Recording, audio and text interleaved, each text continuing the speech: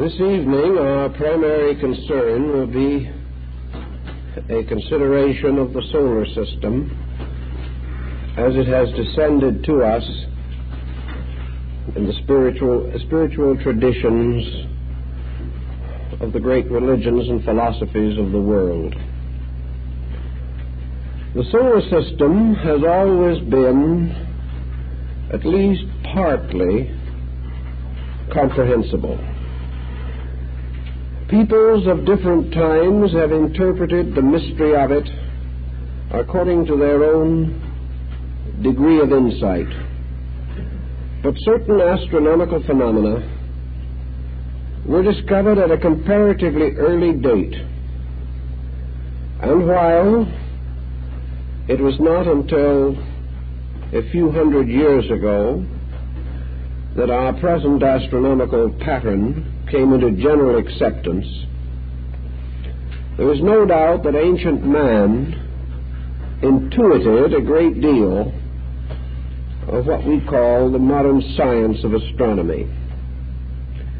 He probably could not pass a test according to our present standards, but he may also have possessed what modern astronomers do not have, and that is the inward experience of a living universe.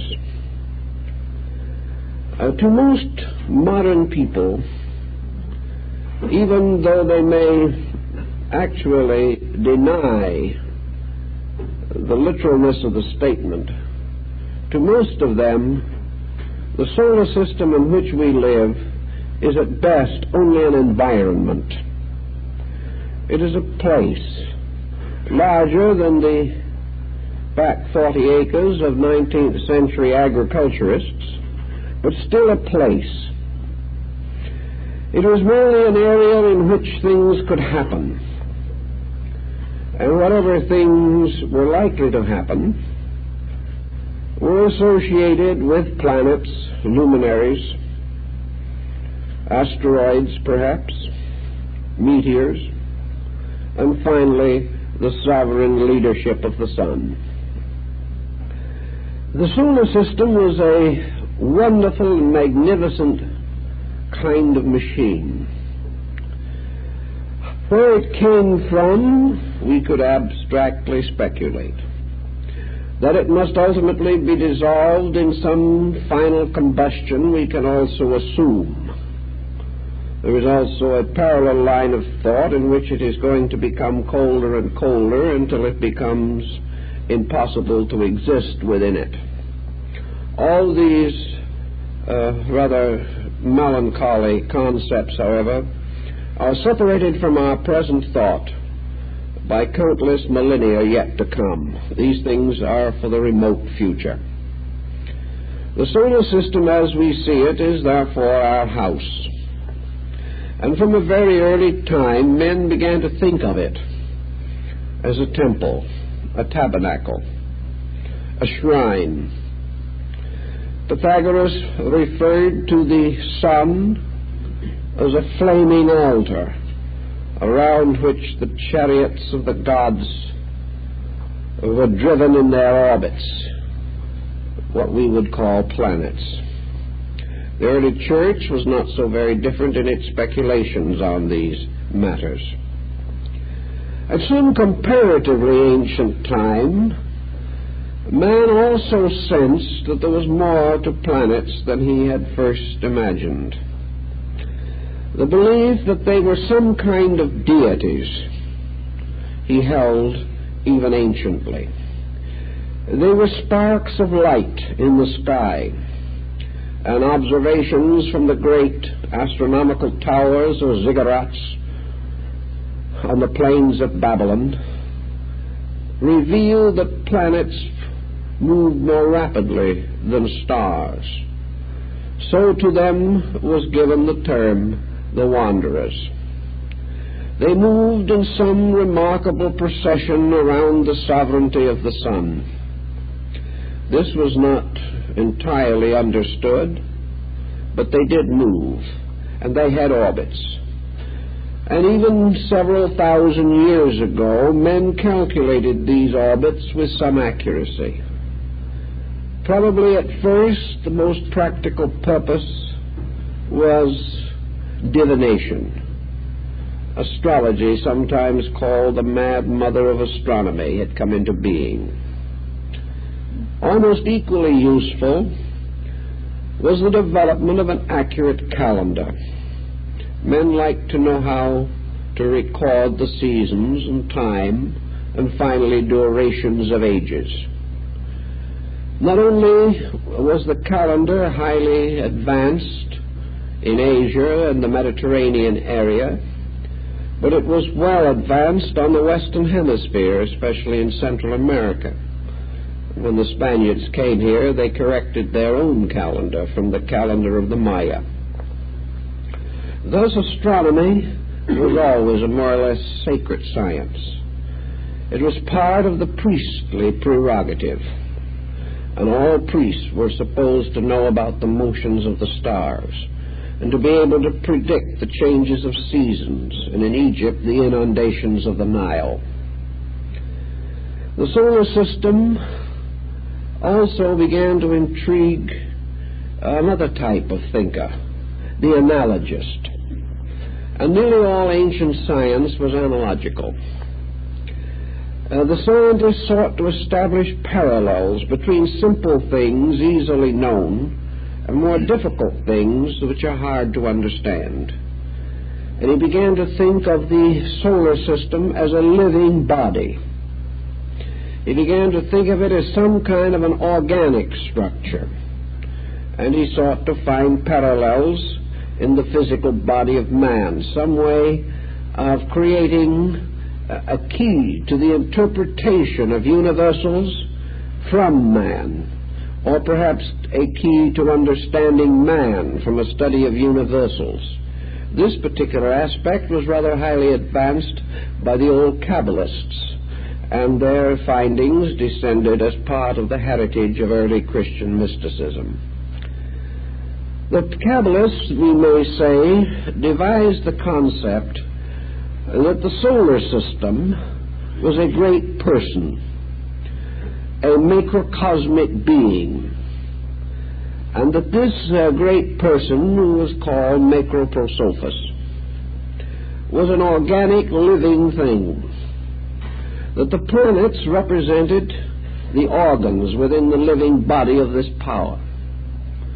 The sun was the heart. This body was also composed of flesh and of bones.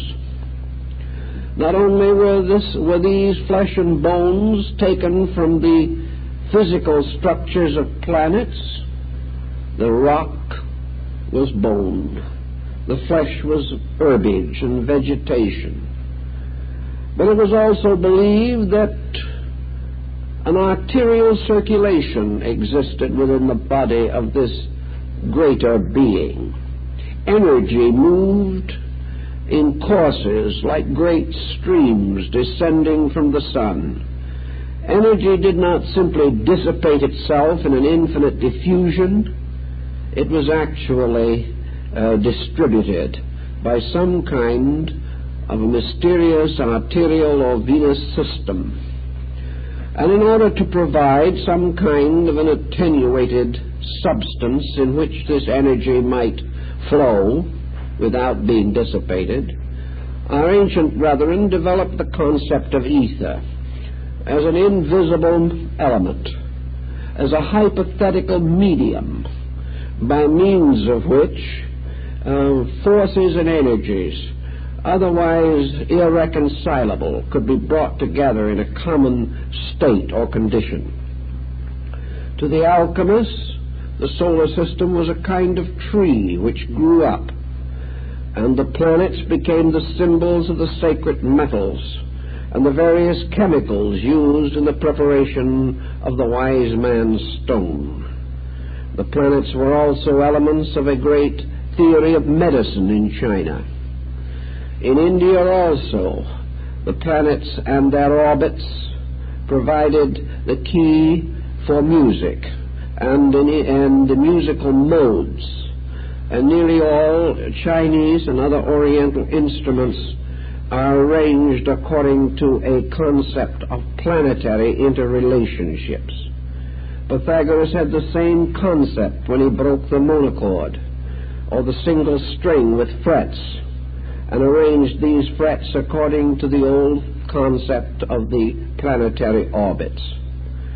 In all, the solar system became a kind of general source of analogical knowledge. Today we are inclined to think that this is all more or less a superstition. We are loath to admit that we might be living within a vast cellular organism. But the more we study cells and molecules and atoms and electrons and ions, the more it becomes evident that there are analogies between the solar system and the minute structures which make up the mass of matter as we know it today. We are also becoming more aware of the fact that there is no such a thing as any inert substance. Everything is living material, made up of life, and therefore it would hardly be proper to think of the solar system anymore as dead. It would be better to think of it as a vast area of life, perhaps an area of seminal life, that is, life in the form of seed life, which could, under certain conditions, unfold its own potential, and from each seed might spring another solar system in the course of infinite ages.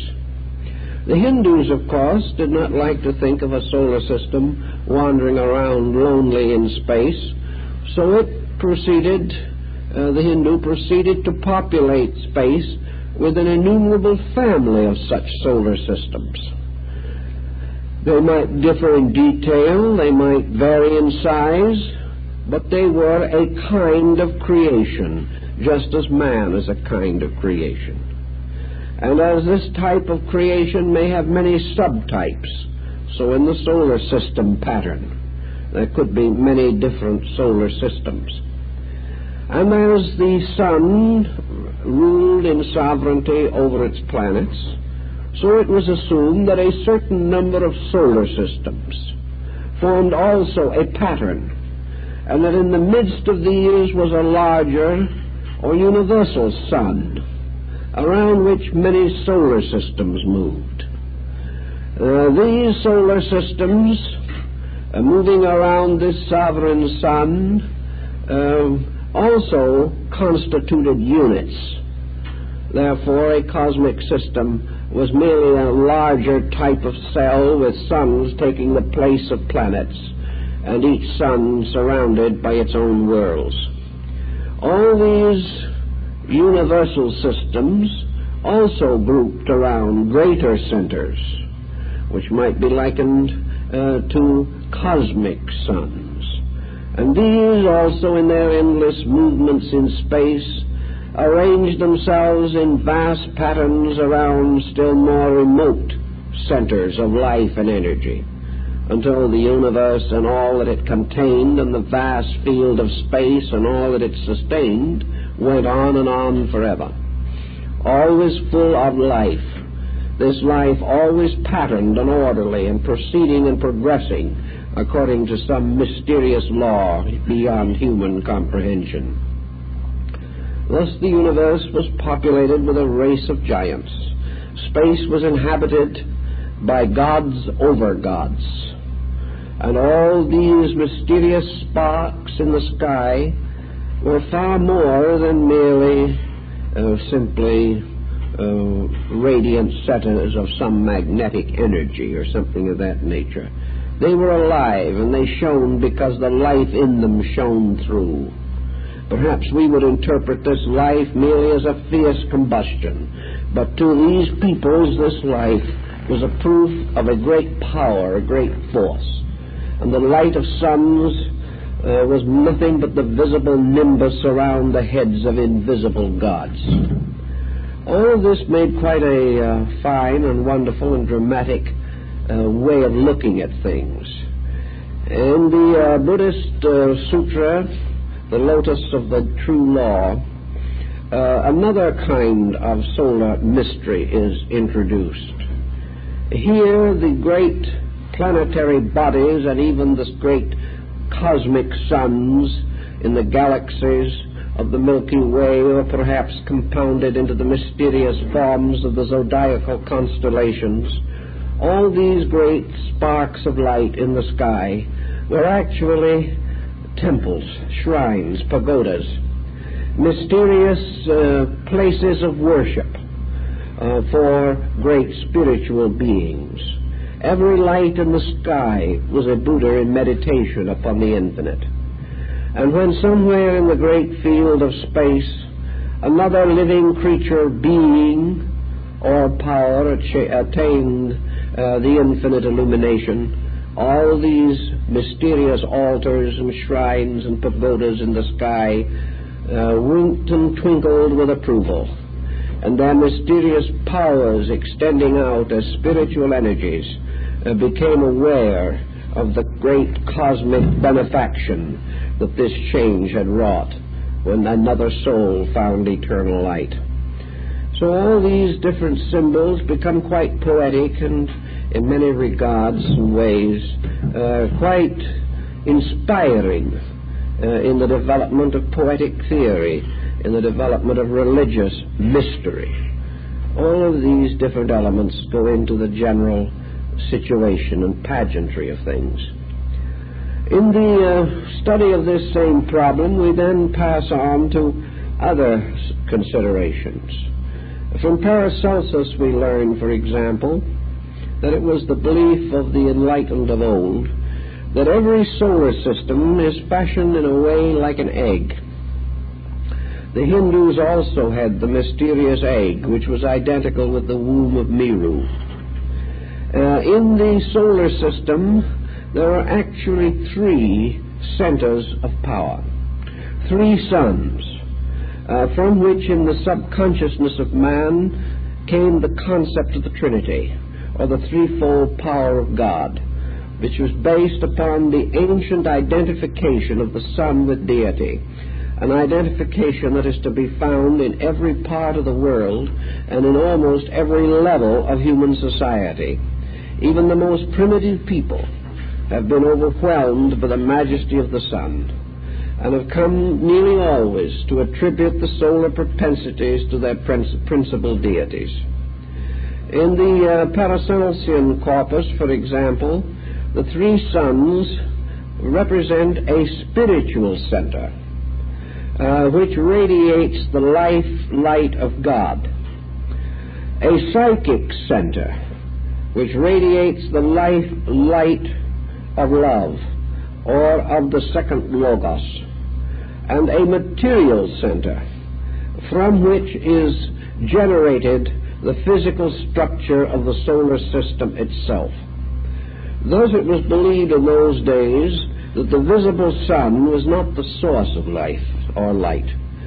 And while it seems to be in a state of vast combustion, as suggested during eclipses when we can see the corona in the form of vast outburstings of flame, rising perhaps thousands of miles into space.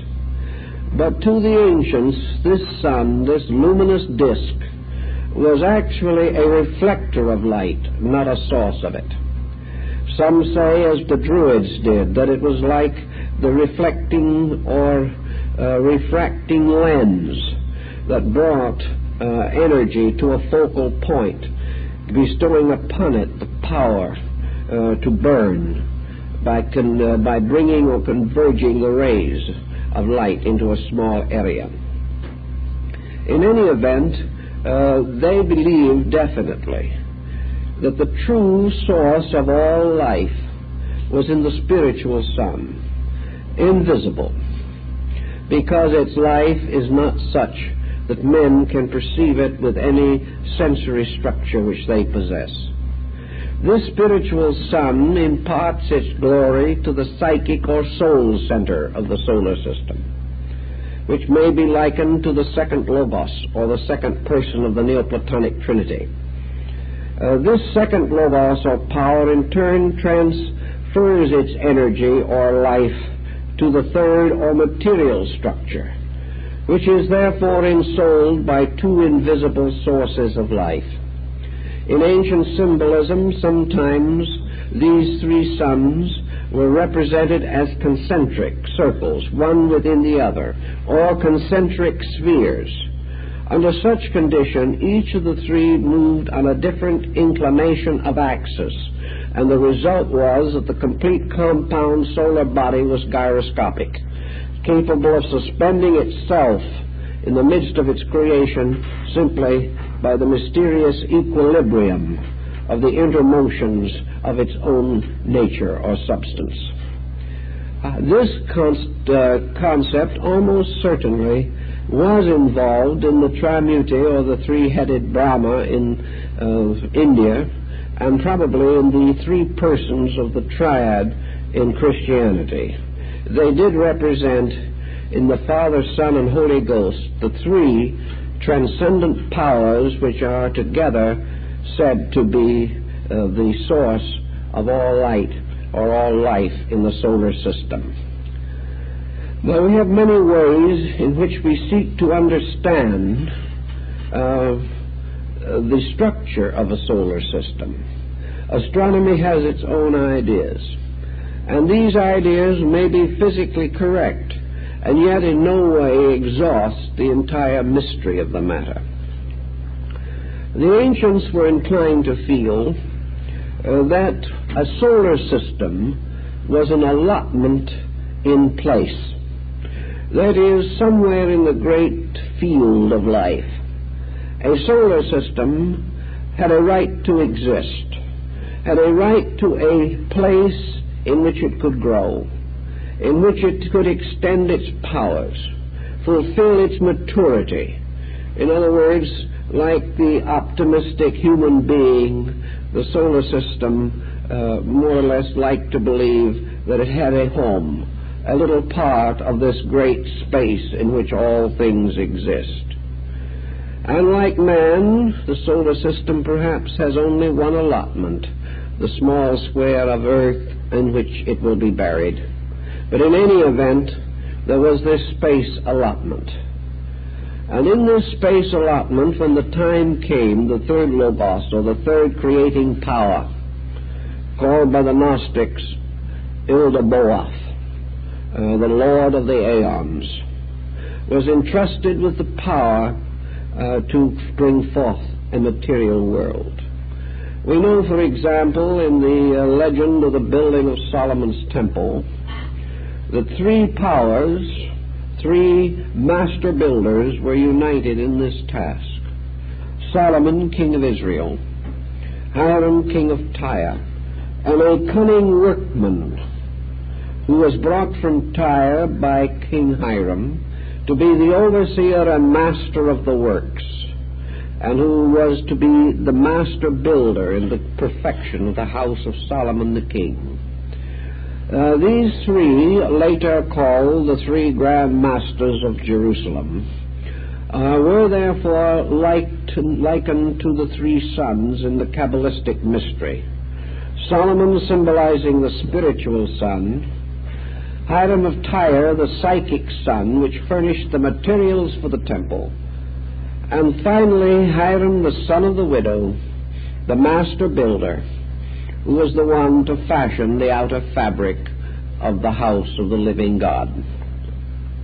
So the third Logos, or creating physical power, invested with authority by the invisible powers behind it, began to make use, as Bamy expresses it, of the allotment, and did so by first of all building around the circumference of the allotment in space the mysterious wall pass not, which was the measuring, the surveying of the allotment.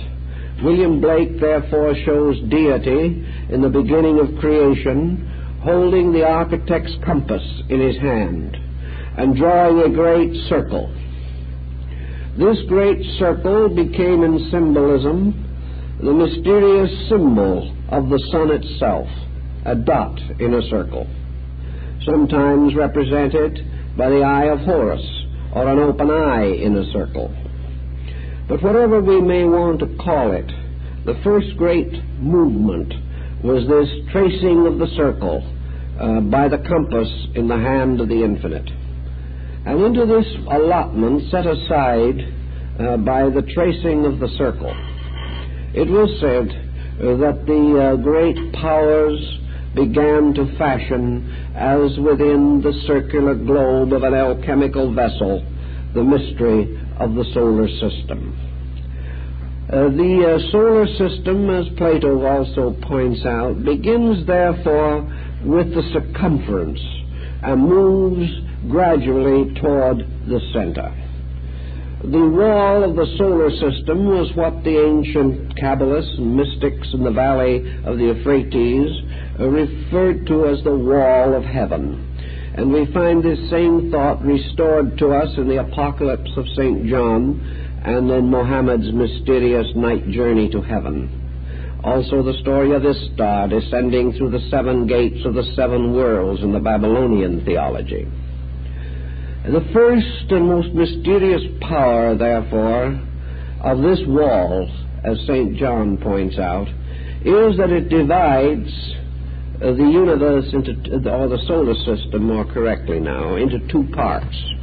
And this division is suggested in the opening chapters of Genesis, when the waters which were above the heavens were divided from the waters which were beneath the heavens. Outside of the great ring, Ptolemy and the other map makers and geographers of old time assumed there to be only the spiritual universe. This spiritual universe was the abode of the heavenly hosts. Here, somewhere in space, was the eternal throne of God. Here the elders knelt before the throne, and here the Lamb stood as the eternal sacrifice to a world of relapsed lives.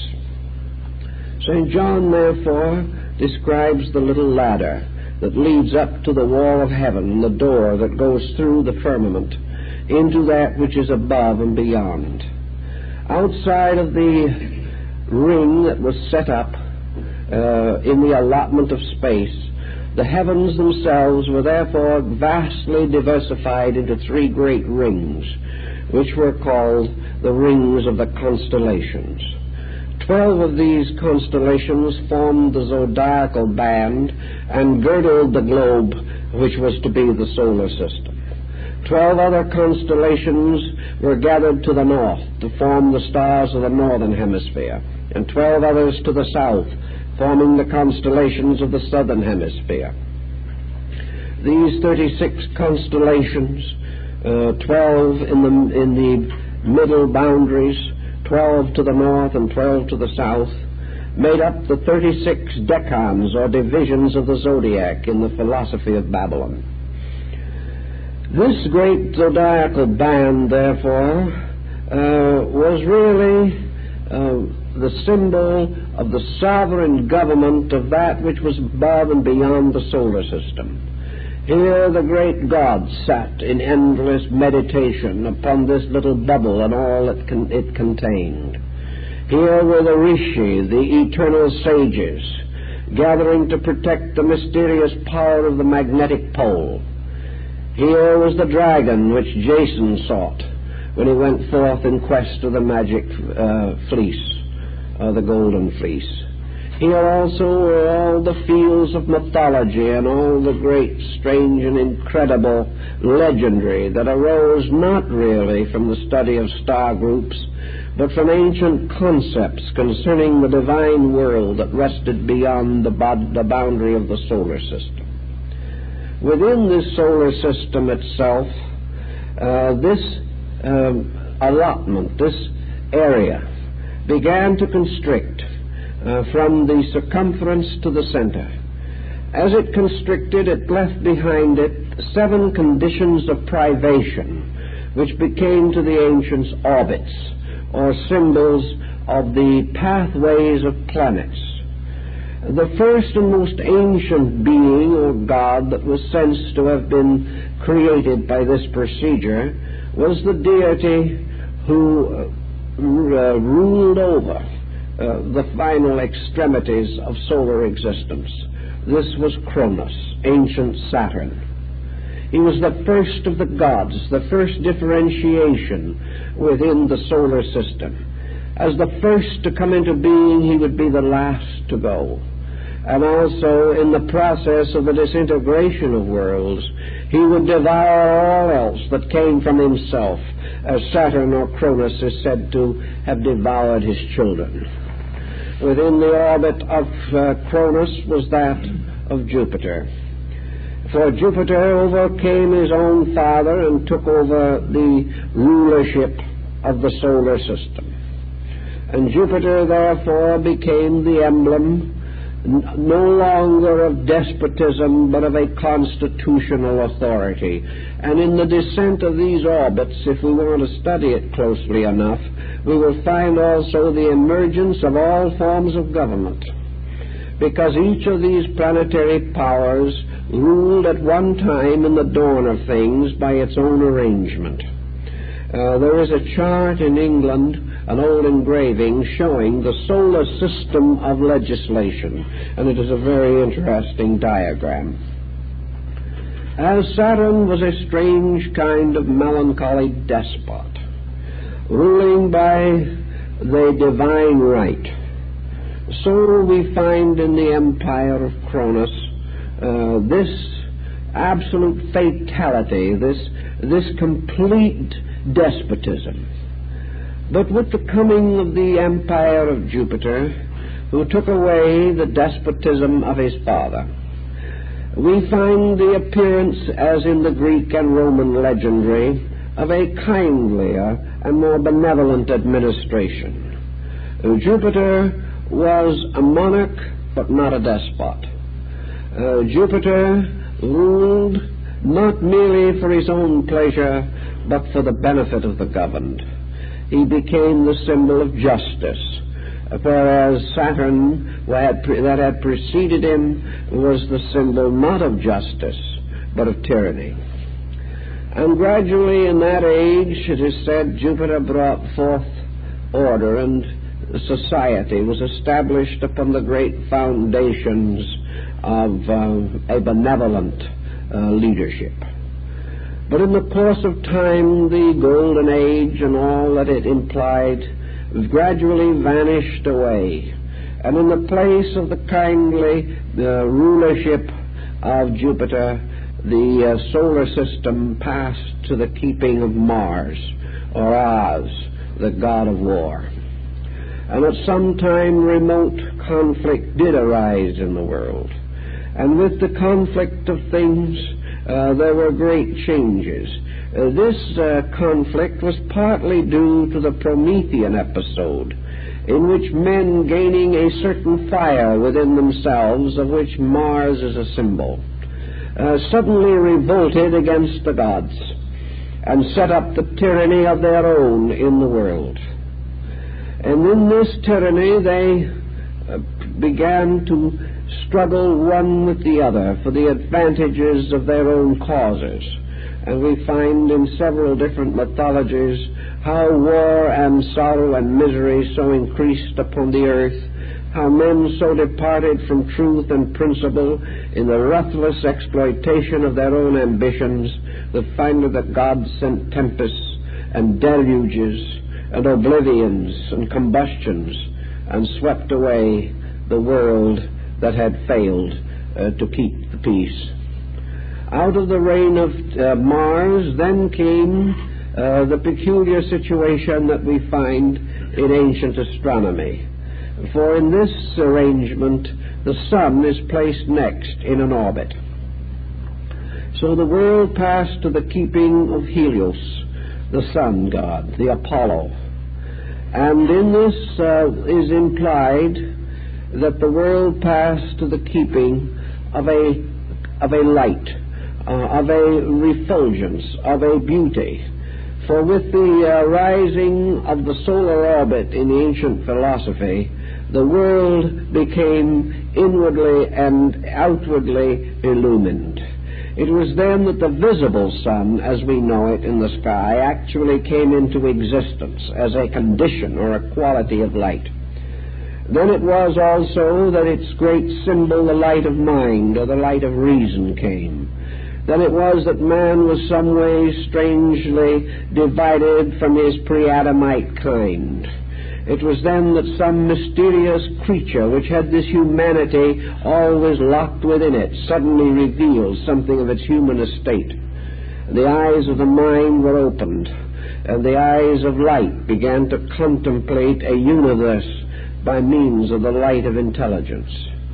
Then in the course of time, out of this dawning individuality, this rise of the sense of selfness, there came another phenomena, and that was the rulership passed to the next orbit, that of Venus.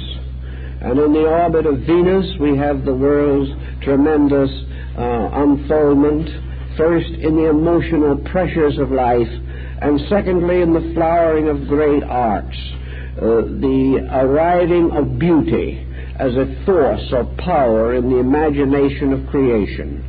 Thus artistry, creative self-expression, the urge to reveal or release the soul through advancements of all kinds of creativity emerged. And there was a second cycle of war, for in this case Athena, which is closely related to this pattern, is accredited with having given to the world ornament and the art of weaving, two widely diversified things. Also in this came the mysteries of ambition and the strange psychic passions and animal instincts which have later come to be so powerful. After this, the next orbit of the planets arrived in its proper and due sequence, and we had the orbit of Mercury, and the world was turned over to the rule of the intellect. Here mind began to take over all other considerations. The light of reason passed into darkness, and in its place was the dim candle flicker of thought, of intelligence as we know it. Everything then became a matter of formulas, of terms and words. With the coming of the orbit of Mercury, Cadmus is said to have invented the alphabets, and all the writings and readings of mankind. The sciences came into being, and all other forms of exact knowledge. And Mercury became the symbol of formal education, the rise of philosophic systems, the motion of man also gradually and inevitably towards the sciences. In the ancient concepts of things, the next orbit was given to the moon. And the moon was held as having a true orbit, which we do not recognize today. But in the old geocentric system, the reason for the moon's place is very obvious and important. The moon became the symbol of illusion and delusion. It also became an emblem of self-deceit.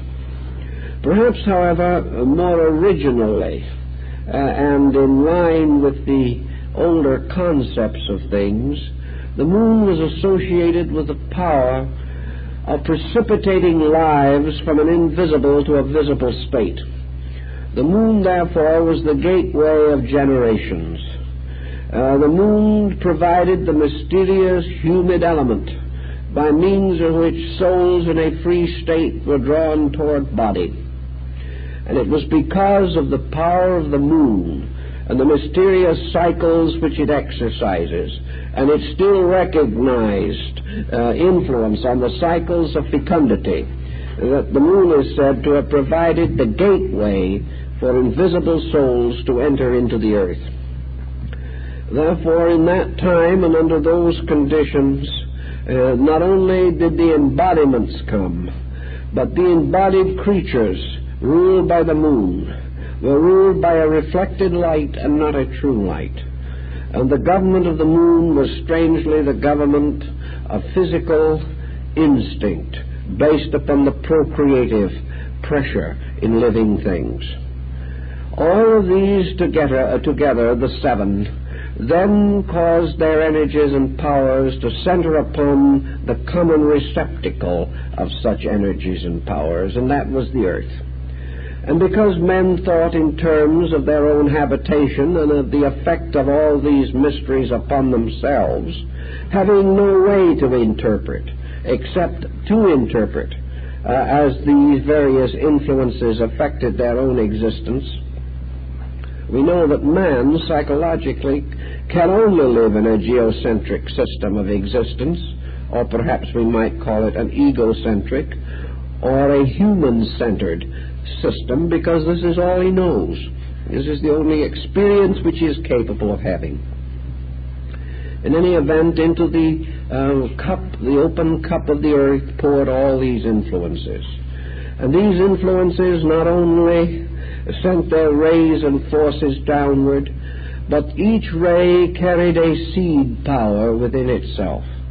And all the planets of the solar system above were reflected under the surface of the earth to become orders of minerals, orders of gems, orders of energy and magnetism, orders of substances and chemicals. They also gradually sprang out of the earth again as orders of plants and animals and living creatures. And everywhere within creatures, these seven again repeated themselves in the rising of sensory perceptions, in the release of powers, in the building of organisms, each of which was a septenary structure in itself. And from this we have the whole great pattern of septenaries, which, due to the divisions within them, also provided the law of octaves.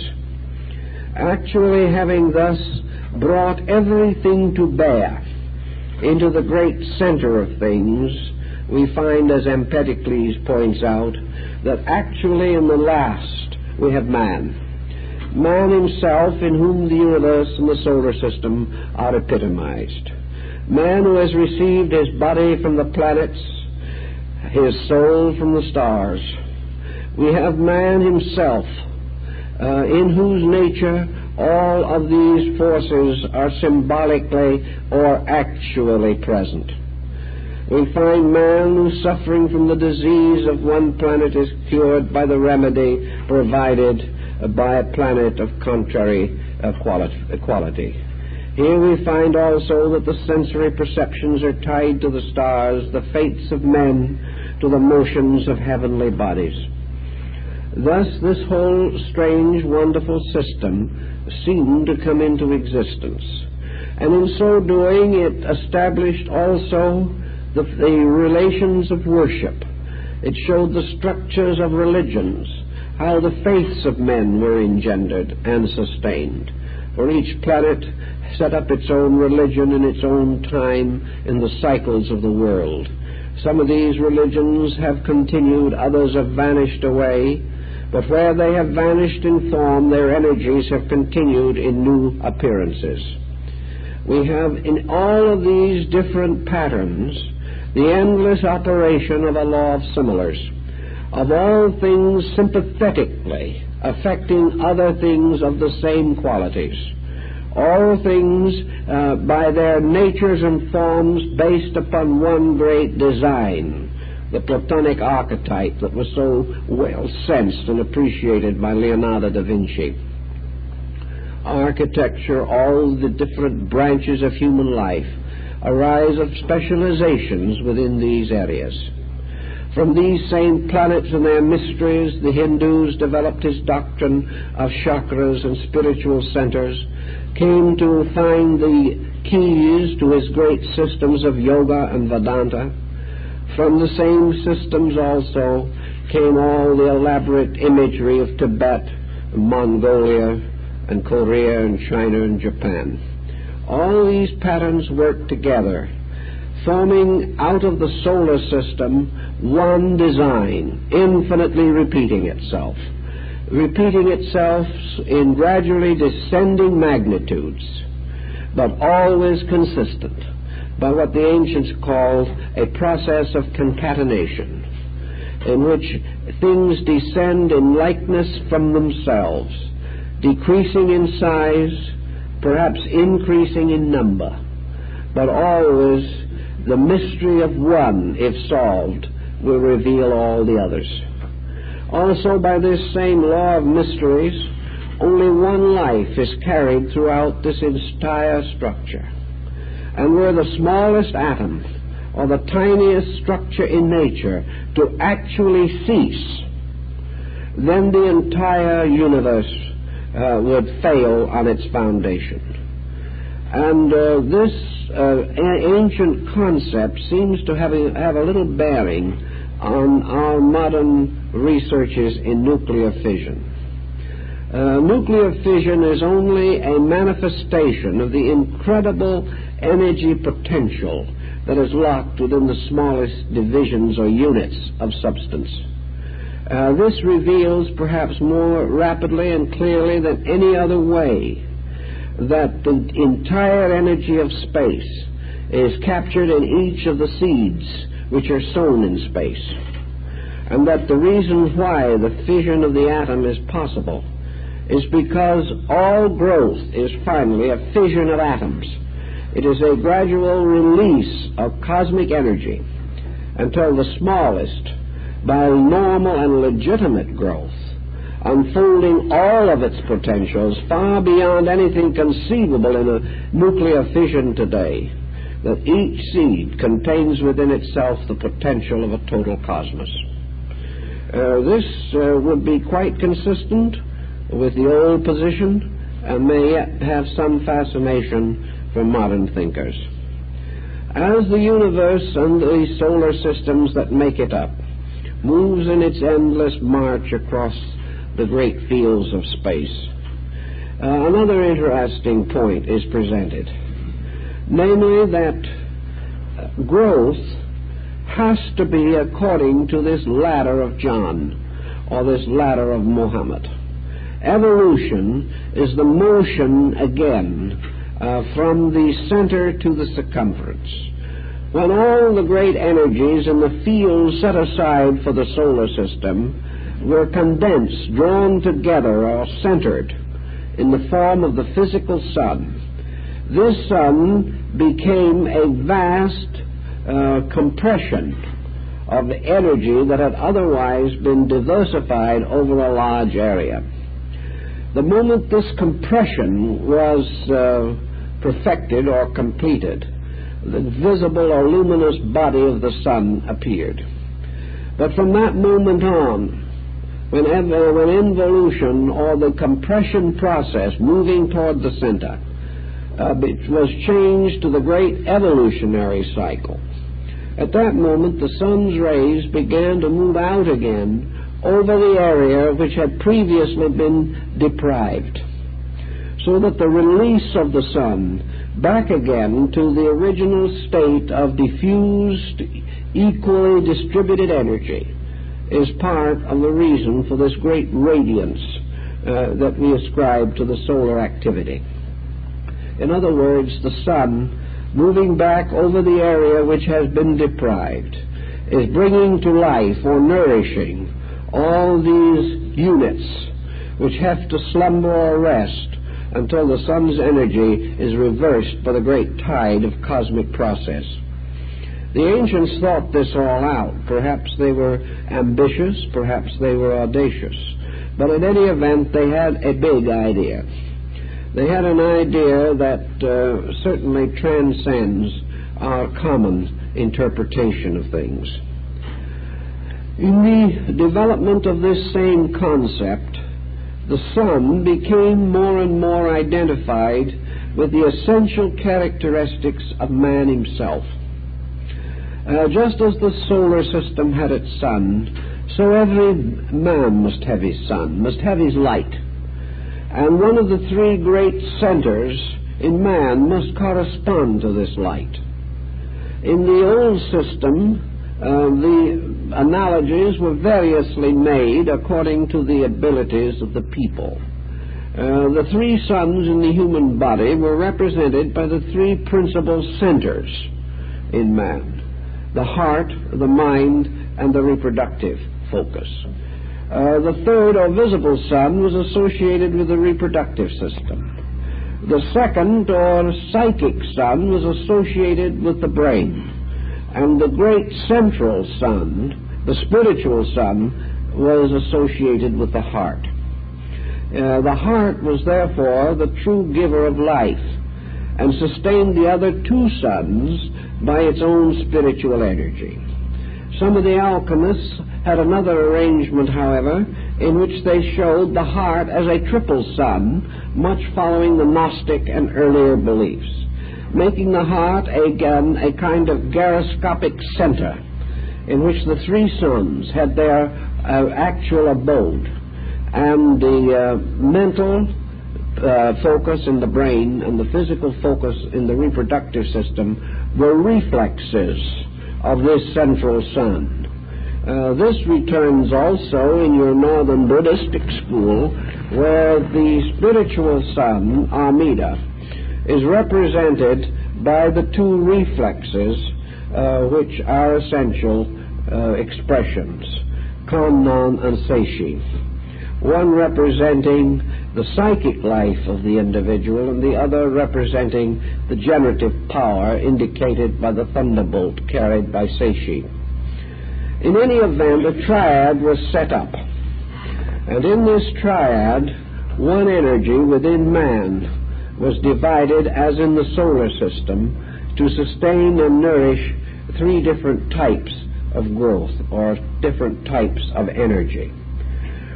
Actually, according to the old Hindus, there is another interesting point, namely that the solar system, with all this elaborate process going on in it, and these processes are innumerable and are not in conflict with each other, that the solar system truly represents a great womb, a great place for the prenatal development of sons.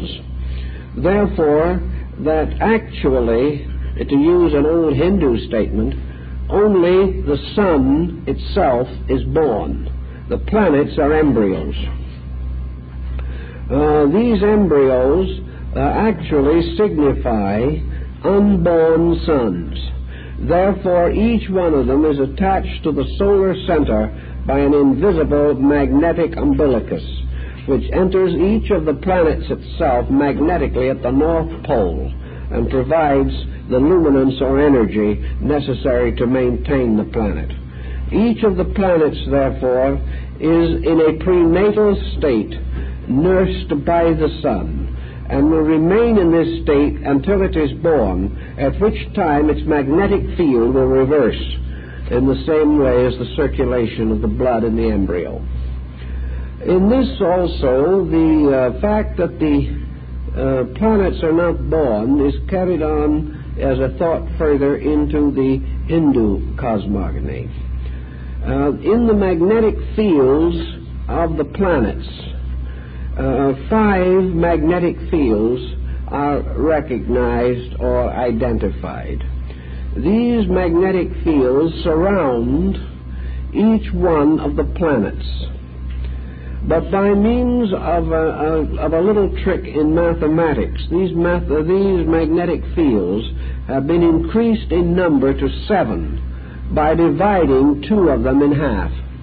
That is, into an upper and lower level, as in the case in man of the emotional nature, which is described as the higher and lower emotions, and the mental nature described as the higher and lower mind. But actually this is something of a subterfuge, because the complete septenary is only symbolically implied. In the ancient system, each planet has 5 magnetic fields, the sun providing the 6th and 7th, so that actually there are only 5 separate bodies for planets, magnetic or invisible bodies. And the 6th and 7th bodies have not been individualized, and they remain part of the magnetic field of the sun. It is when the 6th and 7th body have been identified, or individualized that the planet is actually born and becomes a sun. Until then, it depends for its life and nutrition upon the solar center. All this is also referred to and discussed in the great symbol systems of antiquity. And for instance, we know that in Buddhism, the 5 dhyana Buddhas are recognized, the 5 great spiritual meditating lords, but the 6th and 7th, though known to exist esoterically, are not listed or are not revealed. These represent the 2 powers of life in an evolving planet that have yet to be individualized from the solar body. Man also has the power of a septenary of sensation, 7 senses, but only 5 of these have been individualized, the other 2 belonging to the psychic field of the planet itself.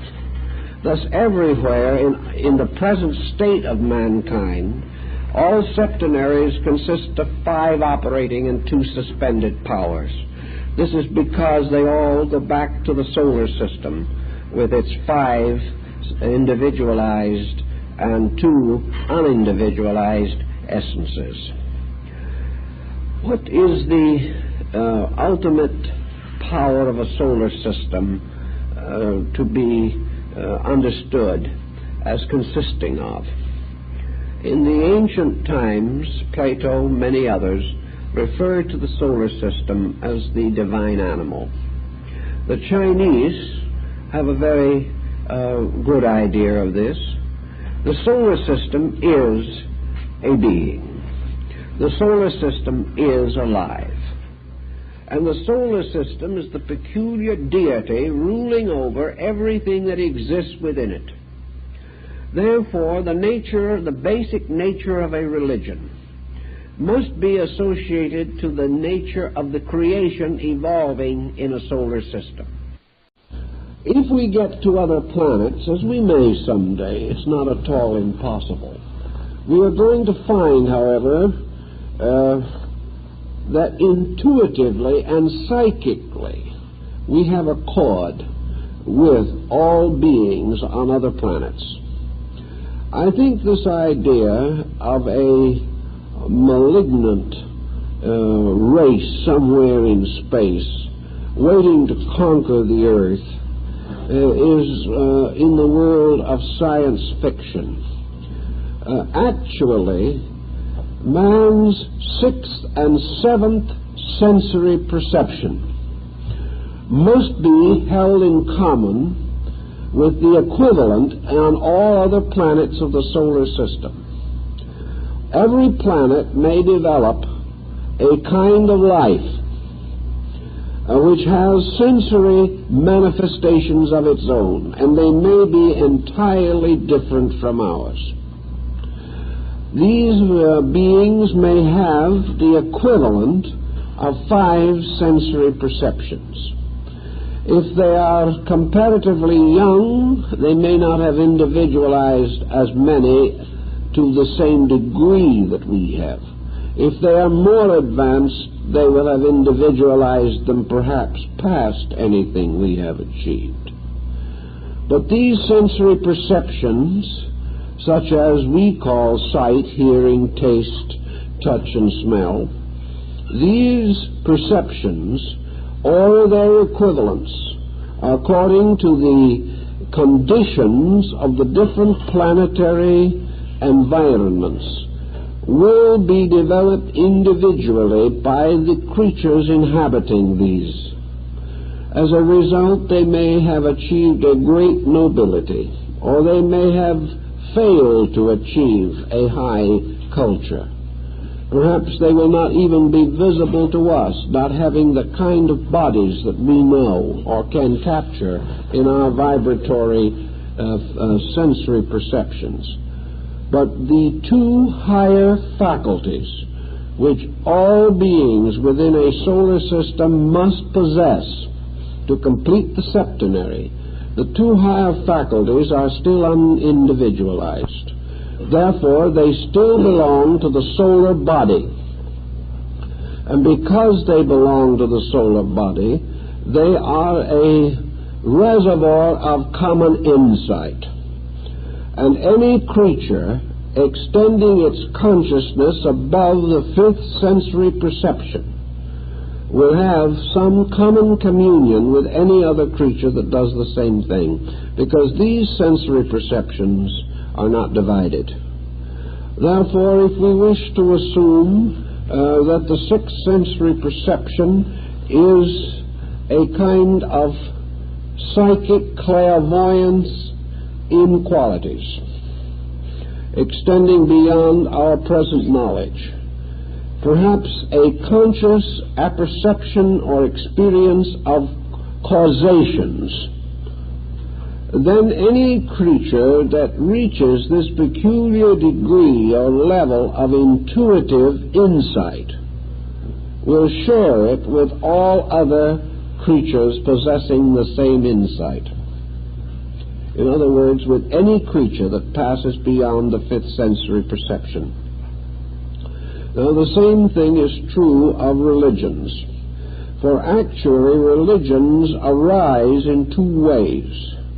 In substance and essence, they arise from the solar energy itself. By interpretation, they arise from the individualization of man. And this is a point that has also been confused in Buddhism by non-believers. They do not realize the double causation of things, namely the things arising in their own natures, and these same things taking form and unfolding through the mental limitations of human beings. So in the ascent of religions to a certain degree, through what you might term the nominal religious beliefs of man, you are going to have different faiths. But these different faiths are going to move closer together. But when you get to mysticism, you find that it is a faith in common of all men. And when you get beyond that to the highest levels of esotericism, you find there is no conceivable difference in religious conviction. Thus we have in all these different areas, we have 5 differentiated elements following the old order of earth, fire, air, water, and ether. We also have 5 differentiated elements recognized in China. They are slightly different from ours, but constitute the same gamut. Then we have 2 unrecognized basic elements. And these 2 also constitute, finally, the highest environmental factors holding forms, bodies, and structures together. They are the great cohesives. We have 5 recognized ether factors, so-called hypothetical, but actually real. We also have 2 higher forms of etheric integrations, which bind things together rather than binding together the parts of single things. Thus, in the solar system, we have a very elaborate and very useful purpose in the unfoldment and perfection of life. It has been noted from the beginning also that the processions of planets, the motions of seasons, and all the other phenomena that we know have together constituted religious ritual. We know that the High Mass is a solar ritual.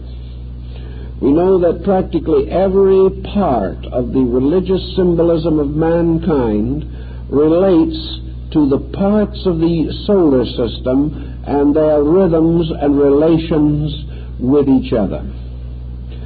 It was only in comparatively a short time ago, however, a few centuries, that Kepler made one of his most vital discoveries. The solar system being like an alchemical retort, containing within itself the power of the sun, which has only the power to manifest certain principles from within itself, gradually becomes the environment of an infinite diversity. The Pythagoreans declared that this diversity was included within unity, and unity itself was never divided, the unity representing the wall pass-knot that completely envelops the solar system as the shell of an egg or as the surface of a bubble. But now comes the problem. How out of the regularity and inevitability of these processes can what we call difference come into existence? How, for example, to approach it from an Aristotelian point of view, how can that which is the same cause difference? And if we wish to point out the religious factor, that which is the same is God. Therefore, how can that which is the same become conditioned? How can deity, for example, produce the state of not deity? How can infinite good, which is deity, produce the phenomena of that which is not good? How can an eternal, benevolent God permit evil? This is an interesting and very tricky subject. But perhaps, as Kepler points out, the solar system is the secret. For within its processes we discover the laws by means of which that which is the same can be different. The answer lies, of course, in the motions of planets. Not that the motions of planets constitute in themselves this difference, but by another subtle factor which Pythagoras also pointed out, namely that the power of planets is not in their bodies but in their intervals, that it is the space between them that determines their power, not the bodies themselves. So here we have, for example, 7 powers represented in ancient times by the planetary deities. In the astrotheology of the ancients, these 7 powers were fixed. They were manifestations of the power of the solar logos. There was nothing that they possessed that was different from what he possessed. He was not deficient in anything that they could contribute. They remained as they were, each a manifestation of one phase of the divine nature. None could be better or worse than their natural endowment. None could be more or less than that which was their own nature. Therefore, even though they moved and fluttered in space or went whirling around their orbits forever, they could cause, by the more common thinking, no difference, because it made no difference how they moved or where they moved. Their natures did not change. And if their natures did not change, then in the common thinking of man, there could be no difference or separateness set up by them. But what happened, as Kepler found, was that things, the natures of which do not change, produce difference by their relationships with each other. The things themselves do not change, but the angles of incidence of energy motion and the directions of motions do change.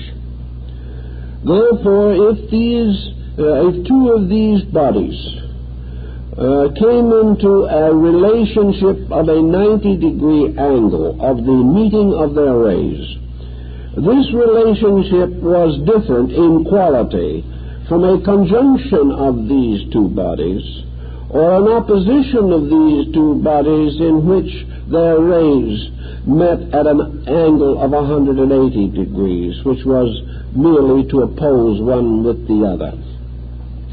Consequently, all relationships were due to these movements of similars, in which things never changing of their own nature create immutable and inevitable change by their relationship. A very simple example of that, which we all can recognize, is the fact that the seasonal changes of the earth, winter, spring, summer, and fall, do not mean that there is any change actually in the structure of the sun or in the structure of the earth, nor is there any essential difference in the amount of energy which the sun bestows. But the angle of incidence of the rays of the sun striking the earth will produce the differences of seasons simply because of the inclination of the earth's axis. Yet nothing is substantially changed, only changed by relation of incident. Consequently, the entire universe, solar systems, cosmic systems, space itself, is subject to an infinite diversity of manifestation simply due to this relationship of unchanging parts. By this relationship, all things become differentiated.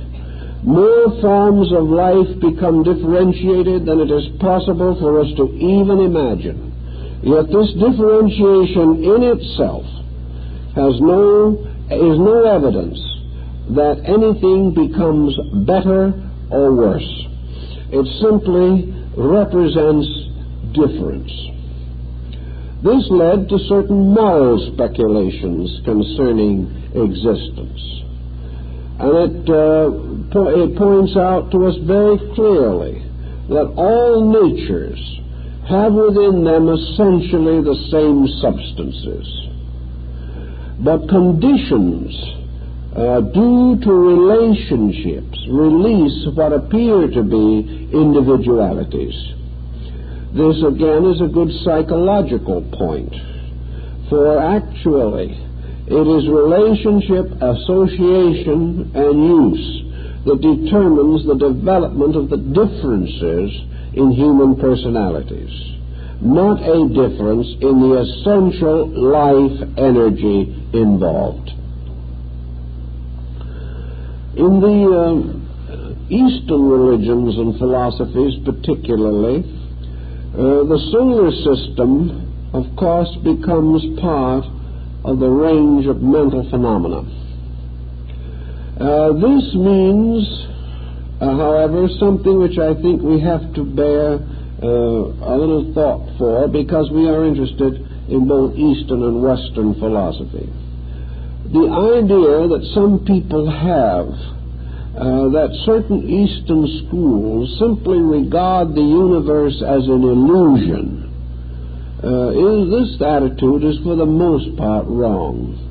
The ancients, and particularly the Oriental peoples, did not hold that the solar system had no existence. They did not believe that the cosmic systems had no existence. Nearly all of the Eastern systems arise from the philosophies of India, and these philosophies did not deny physical phenomena, nor did they say when a man sat down on a chair that neither the man nor the chair could be there. Actually, this was an exaggeration arising in the minds of interpreters trying to make an absurdity out of a situation that is basically rather sound. The Eastern position on the matter is this. You stand at a certain point, we will say, on the earth, and you look out into the rest of the solar system and perhaps through and beyond it to the regions of the stars. And you look out and you say to yourself, what do these things mean? How are we to interpret the essential natures of these powers?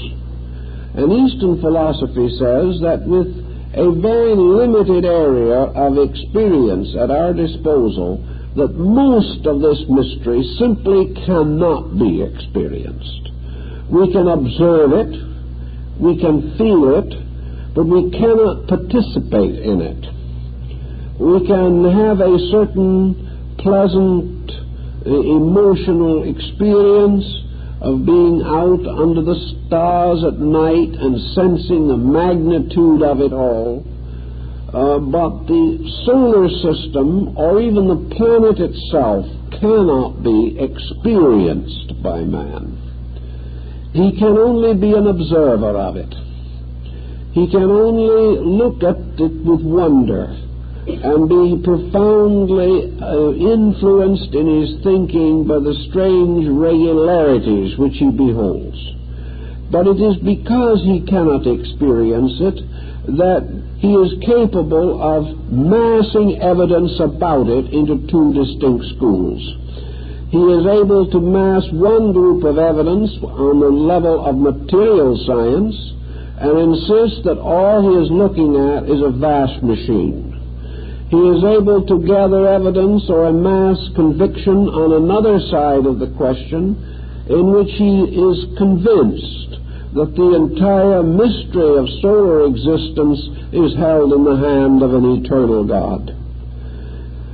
He can see these things as physical processes if he is a physical thinker, psychic processes if he is a psychologist, philosophical processes if he is a philosopher, divine processes if he is a theist.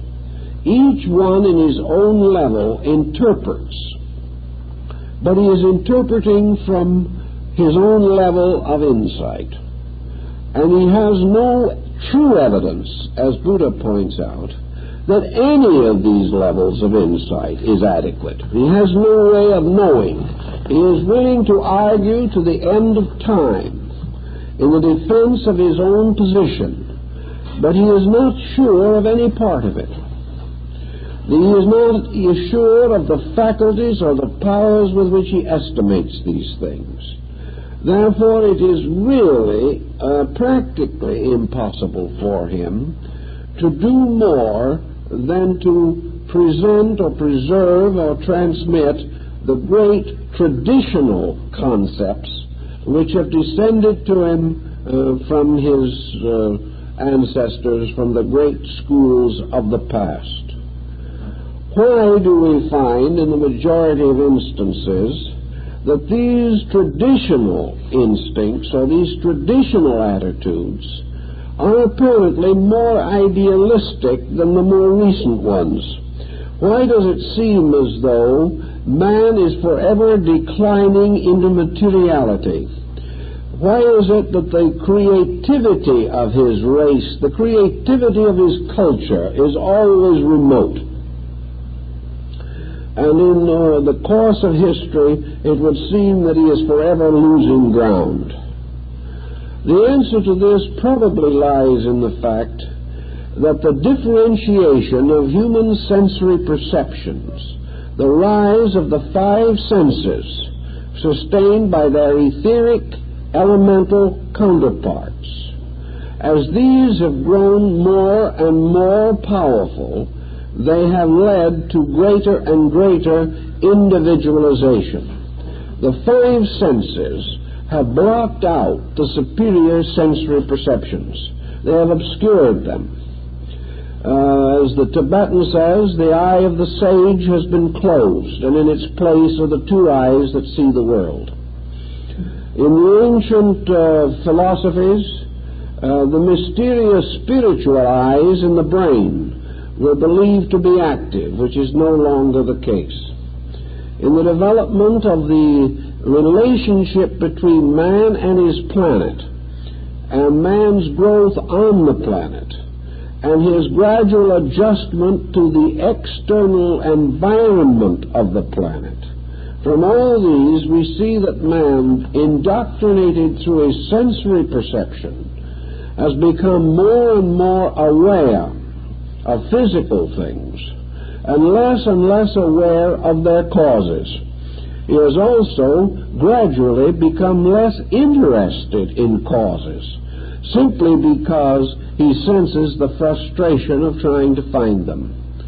Somewhere along the line, probably everyone makes 2 or 3 stabs in the dark toward some more enlightened point of view, but finding nothing but resistance or a static non-reaction from space around him, he retires finally to lick his wounds and remain in his materialistic concepts.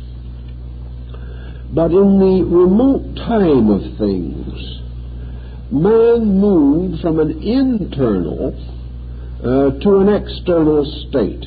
And this also is related to the development of the planet. According to the ancient tradition, the planet developed like the fertilized cell of the human being by developing a polar cap or a gradual descent of crystallization from the north polar extremity of the cell. This crystallization resulted in the emergence of what the ancients called the imperishable land or the imperishable island. And gradually the development of this planetary form made it increasingly suitable for the embodiment of beings or entities that had previously been suspended in the 7 orbits or 7 conditions of the invisible body of the earth. The earth entity taking form, coming into manifestation within the solar system. As the earth entity unfolded, the lives which it carried with it began to unfold also, as in the case of the embryo, where the embryo, having once begun to manifest, seems to bring into manifestation an ever greater number of cellular lives and structures to become its new body. The earth, according to the ancients, as it unfolded, caused these various orders of life to come into embodiment or come into incarnation. And because 5 have been individualized, 5 have come into life. And this is what we see in our experiences today. Actually, beyond this point, the evolution of these different forms of life reveal different degrees, we will say, of superior insight. From the in the earliest days, these forms coming into manifestation still shared a degree of the 6th and 7th power in common, or the solar intuitive insight. These beings were aware of the archetype, and they imprinted this archetype on their most primitive institutions. They first intuitively and instinctively, and probably without conscious intent, simply lived according to the archetype. As the patterns of the archetype grew dimmer within themselves, they then had dependence upon the forms which they had already built, as though at some very remote time they had fashioned a beautiful vessel of clay, simply because they had a tremendous insight into beauty. Gradually this insight faded away, but the vessel of clay remained, and they were able to copy it indefinitely from that time on, making a vast number of reproductions of it. These reproductions, however, drifted further and further away from the original design because they had lost consciousness of the original design and were merely reproducing something that had already existed. Man, becoming more and more absorbed in material forms, follows this process of infinitely reproducing old concepts, but having lost the meaning of them. Thus we have an age of fable that descends to us, with the legends preserved and the meanings lost. Thus we have great archetypal arts, which were originally vast spiritual sciences, but now they have descended to us merely as physical arts and sciences with their true meanings lost. In the background of all knowledge, therefore, is this lostness which results from embodiment. And this lostness is the result of involution, or the descent of life into form. The regaining of the lost insight is evolution, or the rescuing of consciousness through form. The belief of the ancients was that solar systems come into existence and go out of existence like any other type of body in space.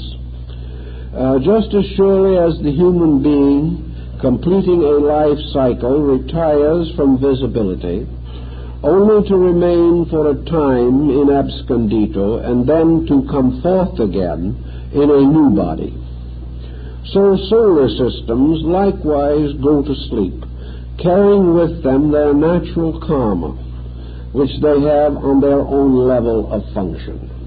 After a certain time, the solar system is born again in the same way that we described at the beginning of the talk. It receives its allotment and emerges. In the meantime, it remains in suspension, in seed form, through the nights of the solar rest, the great pralaya between embodiments. This brings up another interesting point, and that is that while these various degrees of life are locked in their potential seed forms, represented in Buddhism by placing a luminous pearl upon a lotus flower, and then placing in the pearl a character of the Sanskrit language, this is called the seed form. It is the vibration pattern, by means of which the power will be caused to emerge from sleep. When the time comes for this seed to open, it becomes then obvious that all the different kinds of seeds floating in space appear the same while they are in seed form. But when they begin to awaken, they all awaken according to the inherent degree of their previous existence. Consequently, while lives may not appear to differ at some stage in their growth, as it is true that in the early degrees of fetal development it is almost impossible to tell the human fetus from that of a chicken or some quadruped. After a certain time, however, the differentiating characteristics appear. After a certain time, the chicken comes out of the shell, but the human fetus remains much longer to gain greater evolutionary prenatal growth. Thus, in space, all of these different levels exist, levels of growth. Some forms can never unfold at this time or in this degree of their life beyond an atomic pattern. Others can develop into cellular forms. Some can develop into complicated cellular structures like the radiolaria. Some have more potential and will become animate things. These in turn divide into all kinds of kingdoms, species, and genera. Finally, some of these, which could not be distinguished from the others at the beginning, become human. Then there are other seeds in this space which evolve without our ever knowing what the final pattern may be.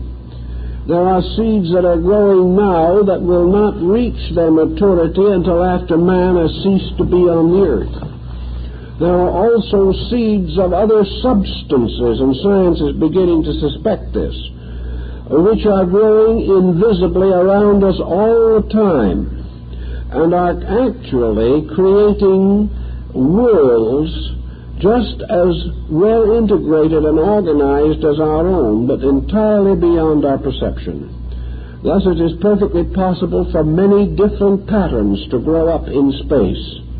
This growth always being the unfoldment of the potential that is carried in the seeds. The sun, of course, is an example of such a seed. A planet is also an example of such a seed, and so is man. And each one of these seeds will continue to grow, and through the association of karma, will gradually unfold greater and greater potentials. But the transference from one kingdom to another, or a major step forward, will only take place during the period of rest, or the pralaya between creations. At the moment, one of our greatest and most interesting subjects is the study of the moon, represented in ancient art as they say, the mad mother of the earth. The actual relationship of the moon to the earth in the Eastern philosophy is that it is the previous body of the earth entity. The moon is therefore a corpse.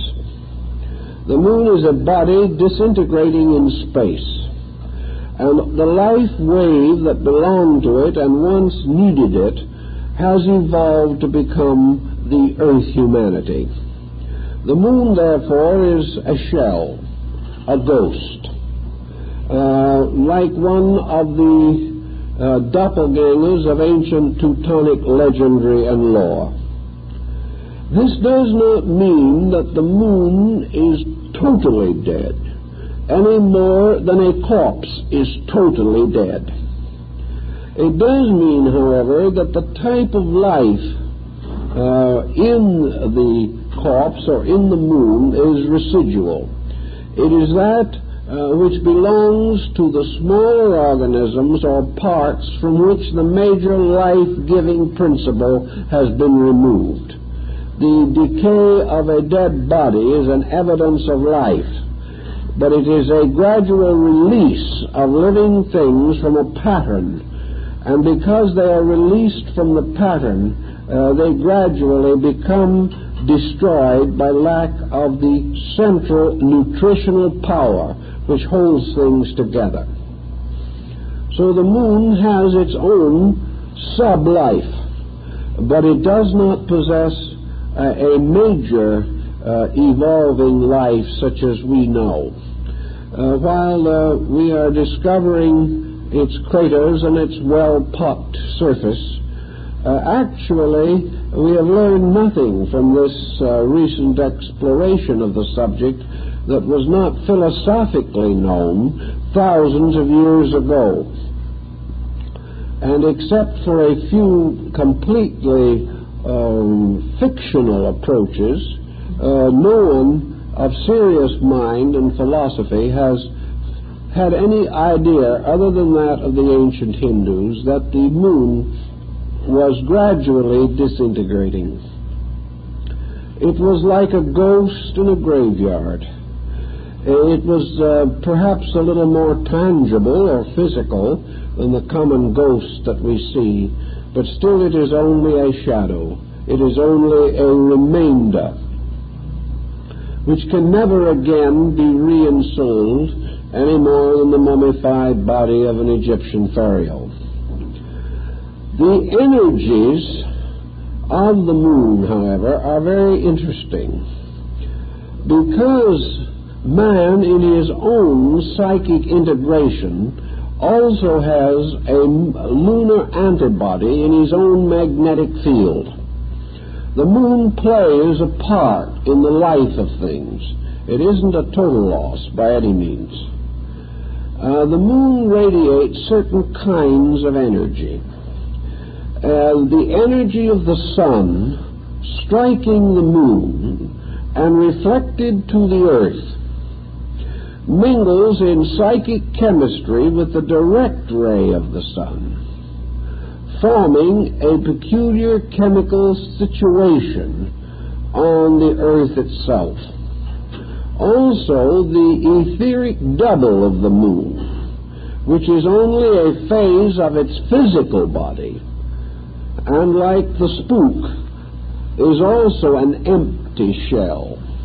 The etheric double of the moon is very important in connection with physical generation. It provides certain elements necessary for the creation of bodies.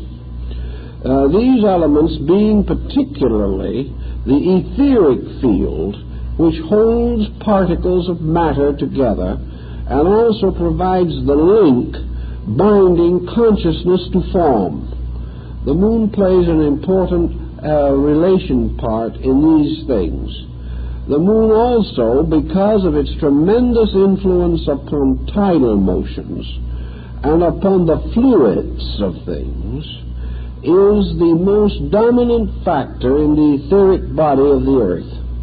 It is this, the lunar motions, working through the etheric field that disturbs substances in the magnetic field of man, producing certain phenomena which is intensified at eclipses and at new moons. Also producing a kind of phenomena that by disturbing the etheric fluid balance of the human body is associated with outbreaks of mental disease. It is deeply involved in the problem of contagion and infection, which are themselves due to the debilities of the etheric double. And of course we know that the moon is involved in the menstruational cycle. These all have to do with the effect upon the etheric double of man, which is the problem involved, because the moon determines the day and night of ether, of the etheric double, as the sun determines the day and night of the physical body. Therefore, it is the moon that determines the cycles of fertility and sterility in the life of all creatures on the earth.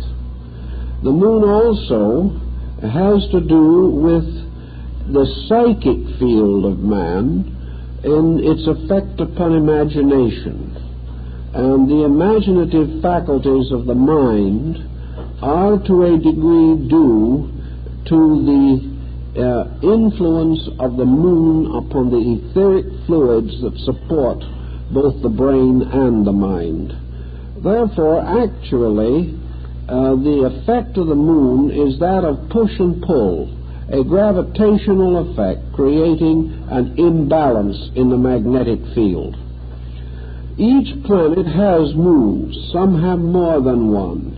In some, however, the moons have disintegrated until only their etheric doubles still exist.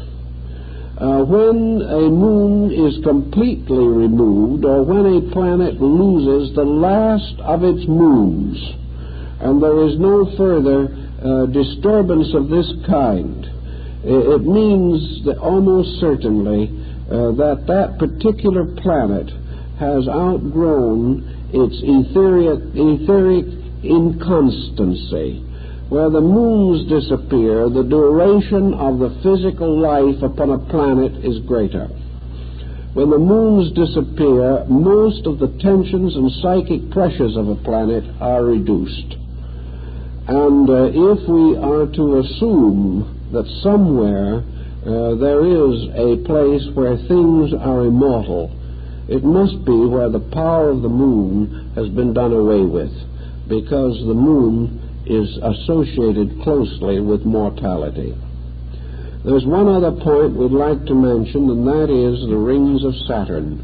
These were known at a very early time in human experience.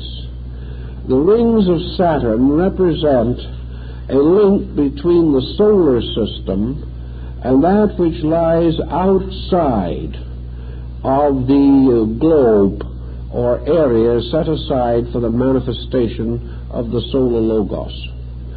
The planet Saturn is a chemically psychic thing which suggests almost nirvana. For the rings are really, according to the ancients, were the bands of ever more subtle vibrations through which entities or beings pass when they escape from the solar system. Therefore, the rings absorb all of the forms of life in the orbits of the other planets, and that which is useless is cast into chaos by the rings of Saturn, and that which has the great spiritual power, or that which has the great evolutionary trend perfected within it, is released through the rings of Saturn into a developed consciousness beyond that which we know here. Therefore, the rings of Saturn bring the solar system into objectivity and reabsorb it again into subjectivity. When Saturn eats all his children, the elements of the solar system, the assimilation and excretion of this procedure is through the rings. And most ancient peoples were very much aware that the rings represented the final breakdown of all things that have to do with mortality, and that the final vestiges of matter are broken up and scattered in space through the rings of Saturn. These rings also form the link between this solar system and the next superior order of life. So with thousands of years of thought and study and a vast amount of interpretation of these matters, the ancients came to some interesting thoughts on this subject, thoughts that can also be adapted to other areas of interest. And while we might not really feel that their position was entirely sound astronomically, let us realize that this wasn't their problem. Their primary problem was the psychology of the universe. Their primary problem was the relationship between creation and mental phenomena, and most of all, the relationship as experienced in the consciousness of man between the human being and the vast evolving patterns of space. Thus, while geocentric astronomy is no longer regarded as accurate astronomically and physically, there is much to indicate that geocentric astronomy is very accurate psychologically, because it deals primarily with levels of qualities, with processes taking place in the invisible psychic structure of things, and not merely the physical processes with which we are acquainted. The physical processes of generation and corruption of life, which we see, is only one aspect. For while this is taking place, while man seems to be going down to the grave, man and the universe are moving upward toward another destiny.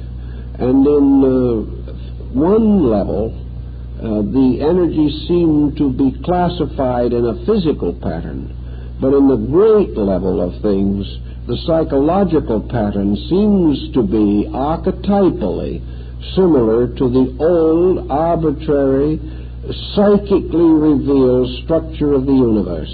And it is in this older structure that we must seek man's original insight and try to understand how his psychic nature is best represented by one pattern, even though this pattern is inconsistent with known physical scientific formulas.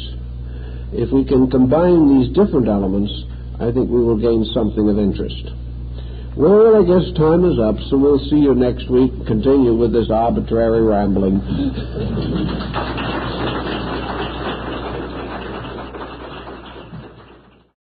That there was more to planets than he had first imagined. The belief that they were some kind of deities he held even anciently. They were sparks of light in the sky, and observations from the great astronomical towers or ziggurats on the plains of Babylon reveal that planets move more rapidly than stars. so to them was given the term the wanderers. They moved in some remarkable procession around the sovereignty of the sun. This was not entirely understood, but they did move, and they had orbits. And even several thousand years ago, men calculated these orbits with some accuracy. Probably at first, the most practical purpose was divination.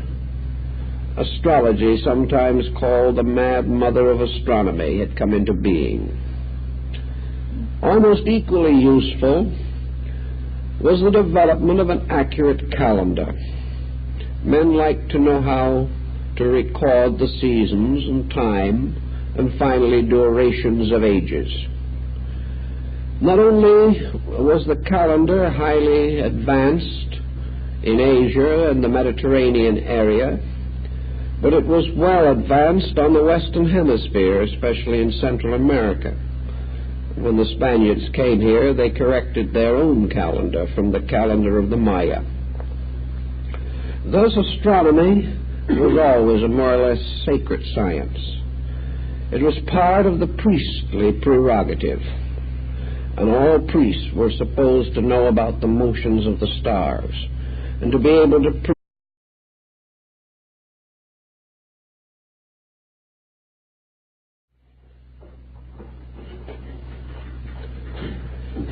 This evening, our primary concern will be a consideration of the solar system as it has descended to us in the spiritual traditions of the great religions and philosophies of the world. The solar system has always been, at least partly, comprehensible. Peoples of different times have interpreted the mystery of it according to their own degree of insight. But certain astronomical phenomena were discovered at a comparatively early date. And while it was not until a few hundred years ago that our present astronomical pattern came into general acceptance, there is no doubt that ancient man intuited a great deal of what we call the modern science of astronomy. He probably could not pass a test according to our present standards, but he may also have possessed what modern astronomers do not have, and that is the inward experience of a living universe. To most modern people, even though they may actually deny the literalness of the statement, to most of them, the solar system in which we live is at best only an environment. It is a place, citation. But it was also believed that an arterial circulation existed within the body of this greater being. Energy moved in courses like great streams descending from the sun. Energy did not simply dissipate itself in an infinite diffusion. It was actually distributed by some kind of a mysterious arterial or venous system. And in order to provide some kind of an attenuated substance in which this energy might flow without being dissipated, our ancient brethren developed the concept of ether as an invisible element, as a hypothetical medium by means of which forces and energies otherwise irreconcilable could be brought together in a common state or condition. To the alchemists, the solar system was a kind of tree which grew up, and the planets became the symbols of the sacred metals and the various chemicals used in the preparation of the wise man's stone. The planets were also elements of a great theory of medicine in China. In India also, the planets and their orbits provided the key for music and the musical modes. And nearly all Chinese and other Oriental instruments are arranged according to a concept of planetary interrelationships. Pythagoras had the same concept when he broke the monochord, or the single string with frets, and arranged these frets according to the old concept of the planet. Larger than the back 40 acres of 19th century agriculturists, but still a place. It was merely an area in which things could happen, and whatever things were likely to happen were associated with planets, luminaries, asteroids perhaps, meteors, and finally the sovereign leadership of the sun. The solar system was a wonderful and magnificent kind of machine. Where it came from, we could abstractly speculate. That it must ultimately be dissolved in some final combustion, we can also assume. There is also a parallel line of thought in which it is going to become colder and colder until it becomes impossible to exist within it. All these rather melancholy concepts, however, are separated from our present thought by countless millennia yet to come. These things are for the remote future. The solar system as we see it is therefore our house. And from a very early time, men began to think of it as a temple, a tabernacle, a shrine. Pythagoras referred to the sun as a flaming altar around which the chariots of the gods were driven in their orbits, what we would call planets. The early church was not so very different in its speculations on these matters. At some comparatively ancient time, man also predict the changes of seasons, and in Egypt the inundations of the Nile. The solar system also began to intrigue another type of thinker, the analogist. And nearly all ancient science was analogical. The scientists sought to establish parallels between simple things easily known and more difficult things which are hard to understand. And he began to think of the solar system as a living body. He began to think of it as some kind of an organic structure. And he sought to find parallels in the physical body of man, some way of creating a key to the interpretation of universals from man, or perhaps a key to understanding man from a study of universals. This particular aspect was rather highly advanced by the old Kabbalists, and their findings descended as part of the heritage of early Christian mysticism. The Kabbalists, we may say, devised the concept that the solar system was a great person, a macrocosmic being, and that this great person, who was called Macroprosophus, was an organic living thing, that the planets represented the organs within the living body of this power. The sun was the heart. This body was also composed of flesh and of bones. Not only were these flesh and bones taken from the physical structures of planets, the rock was bone, the flesh was herbage and vegetation.